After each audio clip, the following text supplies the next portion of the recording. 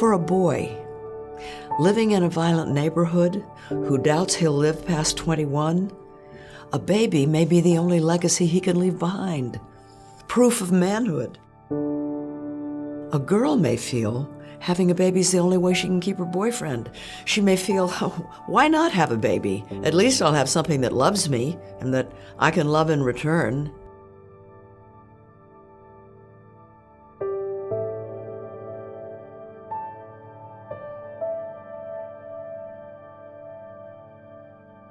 The whole purpose of our existence is to help make the lives of you and young people like you better. When we started, there was a very hostile political climate in the state of Georgia. We were going upstream in terms of the resistance.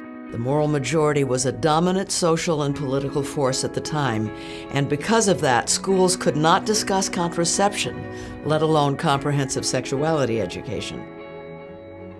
When I first met Jane, it was like meeting a force of nature, really. She has what she wants on her mind. She is determined to get it, and she is willing to commit whatever it takes.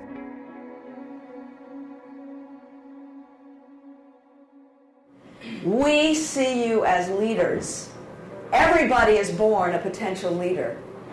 Strong leaders are those that can inspire people and listen to the input of those around, incorporate that into what it is that they've already been given the vision to do. Jane was very engaged in grassroots community and would show up with her Braves cap and jeans and, roll up her sleeves and sit in the middle of the room and ask questions and really listen. And over time, I would say that she became one of the best educated people around the issues of young people and unwanted or even sometimes wanted parenthood. It was just really understanding that this is an issue that, if we could solve it, could really reach into and change their lives and change the future possibilities of thousands of young people.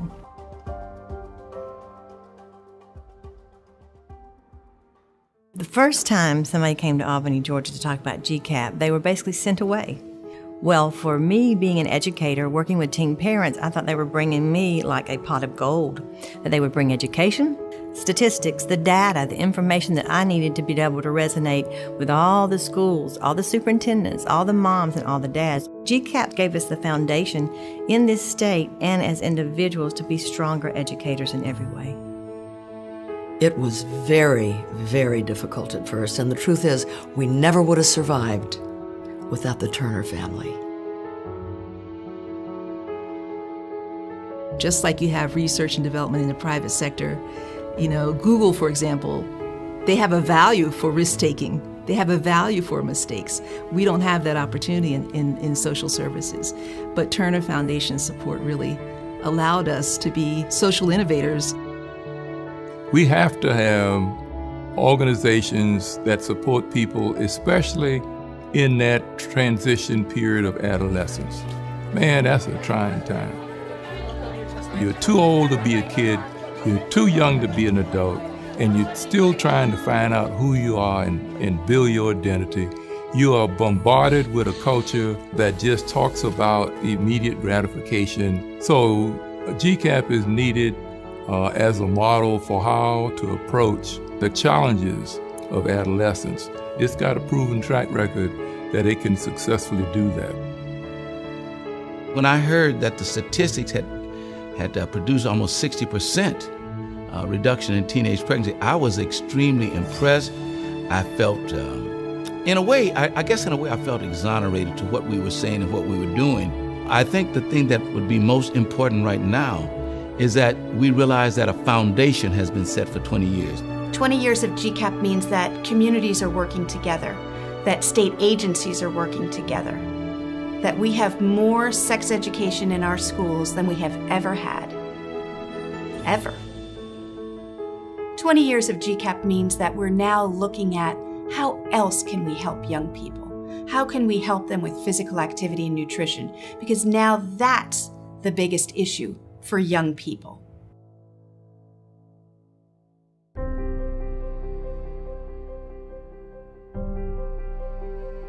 When I hear power and potential, I feel as if it's gonna uplift you to the highest that you can go.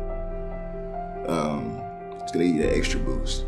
What Gcapp does is targeting young people directly. It's for them and catered to them.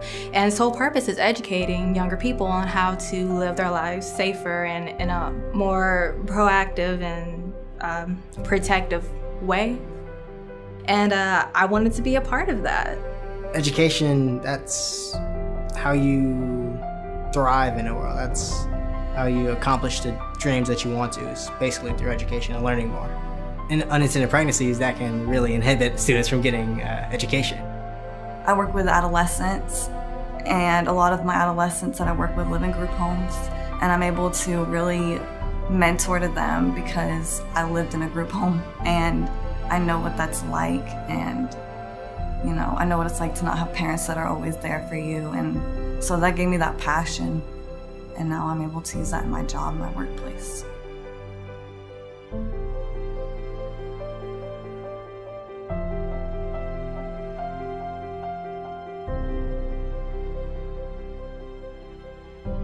If it wasn't for Gcapp, I wouldn't be able to be a mother to my child. I wouldn't have the tools to raise him and know how to be a good mom to him. And I wouldn't be able to be a nurse. I wouldn't have been able to finish my degree and become a nurse, the nurse that I am today. And I wouldn't be able to be a wife and learn my relationship skills. And I just wouldn't have any of the things that I have now. To me, going from pregnancy prevention to power and potential was very huge, because we went from fixing a problem to really cultivating young people and helping them tap into their inner strength and empowering them to make healthy decisions. We're creating young people who are our future. You're in it for the victories, but you're also in it through the tough times. The work that Gcapp does is without a doubt life-changing work, even life-saving. So please help us continue to break the vicious cycle of children having children.